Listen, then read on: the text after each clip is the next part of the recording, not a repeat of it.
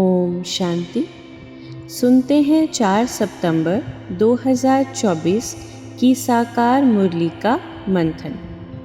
बाबा बोले, तुम बेहद के बाप पास आए हो विकारी से निर्विकारी बनने, इसलिए तुम्हारे में कोई भी भूत नहीं होना चाहिए। नई राजधानी स्थापन करने की पढ़ाई, मनुष्य को राजाई पद देने की पढ़ाई इस समय सुप्रीम बाप ही पढ़ाते हैं। यह नई पढ़ाई सारे कल्प में नहीं पढ़ाई जाती। इसी पढ़ाई से सतयुगी राजधानी स्थापन हो रही है। आगे बाबा बोले, सतयुग पास्ट हो गया है, वहाँ सब निर्विकारी रहते थे। बच्चे जानते हैं हम ही पवित्र देवी देवता थे, जो 84 जन्मों के बाद फिर पतित बने हैं। सब तो 84 जन्म नहीं लेते हैं। भारतवासी ही देवी देवता थे, जिन्होंने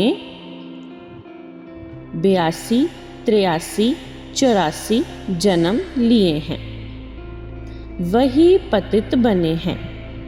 भारत ही अविनाशी खंड गाया हुआ है। आगे बाबा बोले, काम का भूत, क्रोध का भूत, लोभ का भूत, यह सब कड़े भूत हैं। इनमें मुख्य है देह अभिमान का भूत। रावण का राज्य है ना, यह रावण है भारत का आधा कल्प का दुश्मन। जब मनुष्य में 5 विकार प्रवेश करते हैं, इन देवताओं में यह भूत नहीं थे। फिर पुनर्जन्म लेते लेते इनकी आत्मा भी विकारों में आ गई।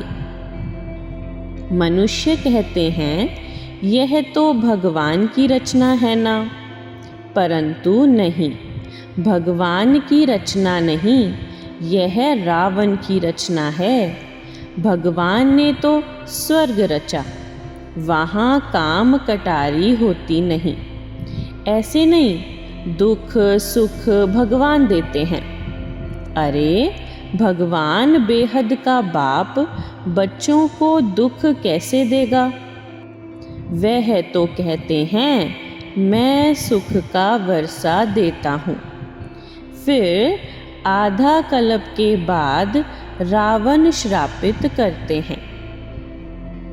मनुष्य समझते हैं गंगा स्नान करने से पावन बन जाएंगे। गंगा को पतित पावनी समझते हैं। कुएं से पानी निकला, उसको भी गंगा का पानी समझ स्नान करते हैं। गुप्त गंगा समझते हैं। तीर्थ यात्रा पर वो कोई पहाड़ी पर जाएंगे, उसको भी गुप्त गंगा कहेंगे। इसको कहा जाता है झूठ। गॉड इज ट्रुथ कहा जाता है। बाकी रावण राज्य में सब हैं झूठ बोलने वाले। बाप ही आकर पढ़ाते हैं। यह नई पढ़ाई इनके द्वारा वह पढ़ाते हैं। इनको गाया जाता है भगवान का रथ, भाग्यशाली रथ।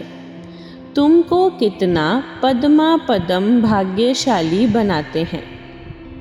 तुम बहुत साहूकार बनते हो, कभी भी बीमार नहीं पड़ते। हेल्थ, वेल्थ, हैप्पीनेस सब मिल जाता है।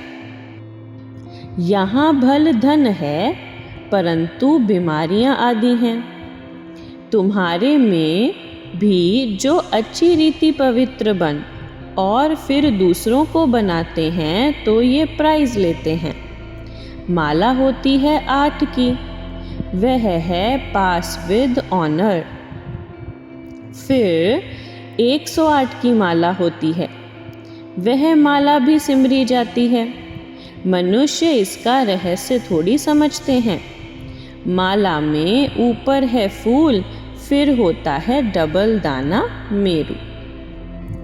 आज का वरदान है, माया की छाया से निकल, याद की छत्र छाया में रहने वाले बेफिक्र बादशाह भव। जो सदा बाप के याद की छत्र छाया के नीचे रहते हैं, वो स्वयं को सदा सेफ अनुभव करते हैं।